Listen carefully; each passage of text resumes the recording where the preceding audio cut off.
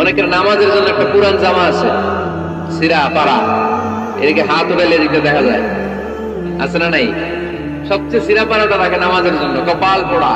বিষ্ণু ইসলাম বললেন, যে ব্যক্তি মসজিদে ঢোকার সময় এই দোয়াটা পড়বে, শয়তান আফসোস শুরু করে, সে বলে, হায় হায়, সারাদিনের জন্য তো তুই আমার ওয়াসওয়াসা থেকে বেঁচে গেলি। মসজিদে ঢুকলে পাওয়া যায় রহমত, রহমতের ঝিরিঝিরি বাড়ি ধারা আল্লাহ তাআলা আরশের উপর থেকে নাজিল করতে থাকে। আর এই রহমতের কারণে হৃদয়টা প্রশান্ত হয়ে যায়, অনেকের ঘুমও চলে আসে, ঠিক কিনা? মসজিদের কিছু আদব আছে, আল্লাহ রাসূল সাল্লাল্লাহু আলাইহি ওয়াসাল্লাম বলেছেন, এই আদবগুলো মেনটেন করে যেন আল্লাহর ঘর মসজিদের সাথে আমরা ব্যবহার করি। মসজিদের এক নম্বর আদব হচ্ছে মসজিদে ওযুর সাথে প্রবেশ করা। কিসের সাথে? ওযু করে পরিচ্ছন্ন হয়ে মসজিদে প্রবেশ করা। এজন্য অপবিত্র অবস্থায়, গোসল ফরজ, এরকম অবস্থায় মসজিদে ঢোকা যাবে? কথা বলেন, ঢোকা যায়? যেই নারীদের মাসিক চলতেছে, মেনস্ট্রুয়েশনাল পিরিয়ড চলতেছে, ওই নারীদের পক্ষে মসজিদে ঢোকা জায়েজ আছে? নাই। তাহলে এটা হলো এক নম্বর আদব। মসজিদে ঢোকার সময় কি করে ঢুকবো? ওযু করে। আওয়াজ করে বলেন, কি করে ঢুকবো? ওযু করে। দুই নম্বর আদব হচ্ছে মসজিদে যাওয়ার সময় সবচেয়ে ভালো জামাটা পরে যাও, সবচেয়ে ভালো পাঞ্জাবিটা পরে যাও। জানতো আপনারা? না সবচেয়ে সিরাটা পরে যাও? হ্যাঁ, অনেকের নামাজের জন্য একটা পুরান জামা আছে, সিরা পাড়া, এদিকে হাত উঠালে এদিকে দেখা যায়, আছে না নাই? সবচেয়ে সিরা পাড়াটা রাখে নামাজের জন্য, কপাল পোড়া। ইবাদতের জন্য সবচেয়ে সুন্দর জামাটা রাখবেন। এজন্য রব্বুল আলামিন বলেন, ইয়া বানি আদম খুযু যিনাতাকুম ইনদা কুল্লি মাসজিদ। ও বনি আদম, তুমি যখন আল্লাহর ঘর মসজিদে ঢুকবা, ও বনি আদম, তুমি যখন নামাজের মুসল্লায় দাঁড়াবা, তোমার সবচাইতে দামি, সবচাইতে সুন্দর জামাটা গায়ে দিয়ে তুমি নামাজে দাঁড়াও, ঠিক কিনা? তাহলে এখন মসজিদে যাওয়ার সময় কি গায়ে দিয়ে যাবেন বলেন?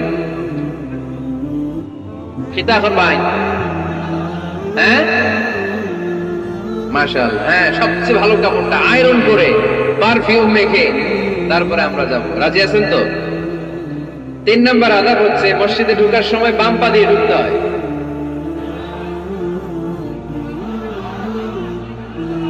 কোন পা? আরো জোরে। এগুলো মনে থাকে আমাদের? ভুলে যাই আমরা, খেয়াল থাকে না তো এগুলা? এত কিছু মনের মধ্যে রাখলে এগুলো মনে থাকবে কেমনে? মসজিদে ঢোকার সময় কোন পা? আরো জোরে। বেরোয়ার সময় কোন পা? মনে থাকবে? মসজিদে যখন ঢুকবেন ডান পা দিয়ে ঢুকবেন, আর দোয়া পড়বেন, আউযু বিল্লাহিল আযীম ওয়া বিওয়াজহিল কারীম ওয়া সুলতানিহিল কদীম মিনাশ শাইতানির রাজীম। বিষ্ণু ইসলাম বললেন, যে ব্যক্তি মসজিদে ঢোকার সময় এই দোয়াটা পড়বে, শয়তান আফসোস শুরু করে, সে বলে, হায় হায়, সারাদিনের জন্য তো তুই আমার ওয়াসওয়াসা থেকে বেঁচে গেলি। আজকের সারাদিনের জন্য তোরে আমি হারালাম, আজকের সারাটা দিন আল্লাহর পক্ষ থেকে প্রোটেকশন নিয়ে তুই বেঁচে গেলি, আজকের জন্য যা, কালকে তোরে আমি ধরবো। এজন্য এই দোয়াটা পড়ার দরকার আছে না? আউযু বিল্লাহিল আযীম ওয়া বিওয়াজহিল কারীম ওয়া সুলতানিহিল কদীম মিনাশ শাইতানির রাজীম। চারটা বাক্যের দোয়া। মুখস্থ করতে কষ্ট হলে যে ইউটিউবে চলে যাবে আজকেই, ওখান থেকে শুনে আপনারা মুখস্থ করে নেবেন, এই দোয়াটা পড়বেন, তাহলে ওই দিনের জন্য শয়তানের ওয়াসওয়াসা, টেম্পটেশন, প্রভোকেশন থেকে আপনি আল্লাহ তাআলার প্রোটেকশনে চলে গেলেন। সুবহানাল্লাহ পড়েন। তারপরে আল্লাহর হাবিব বললেন, ঢোকার আগে আমারে সালাম দাও। পড়বেন, আসসালামু আলাইকা আইয়ুহান নাবিয়্যু ওয়া রাহমাতুল্লাহি ওয়া বারাকাতুহু। এই দুইটা জিনিস যখন করে ফেললেন, তখন ডান পা দিয়ে পড়বেন, আল্লাহুম্মা আফতাহ লি আবওয়াবা রাহমাতিক। সুবহানাল্লাহ পড়েন।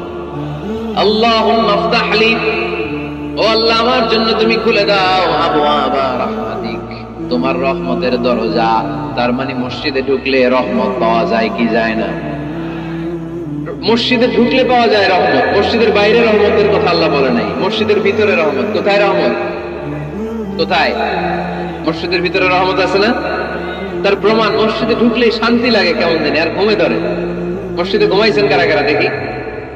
সবাই ঘুমাইছেন? আরে আমি কত ঘুমাইছি। জুমার নামাজের সময় যে কি ঘুম আসে, আসে আসে, কমন পড়ছে, একেবারে কমন পড়ে গেছে। ঘুম আসে কারণ রহমত, রহমতের ঝিরিঝিরি বাড়ি ধারা আল্লাহ তাআলা আরশের উপর থেকে নাজিল করতে থাকে। আর এই রহমতের কারণে হৃদয়টা প্রশান্ত হয়ে যায়, অনেকের ঘুমও চলে আসে, ঠিক কিনা? এজন্য আল্লাহুম্মা ইফতাহ লি আবওয়াবা রাহমাতিক, ও আল্লাহ তোমার রহমতের দরজাগুলো আমার জন্য খুলে দাও। এই দোয়া পড়লে রহমতের দরজা খুলে দেয় কে? তো গাইস, ভিডিওটা এই পর্যন্তই ছিল। অনেক গুরুত্বপূর্ণ বিষয় আপনারা জানতে পারলেন। তো গাইস, এই ভিডিওটা যদি আপনার কাছে ভালো লাগে অবশ্যই লাইক, শেয়ার এবং আমাদের চ্যানেলটিকে সাবস্ক্রাইব করবেন। আসসালামু আলাইকুম।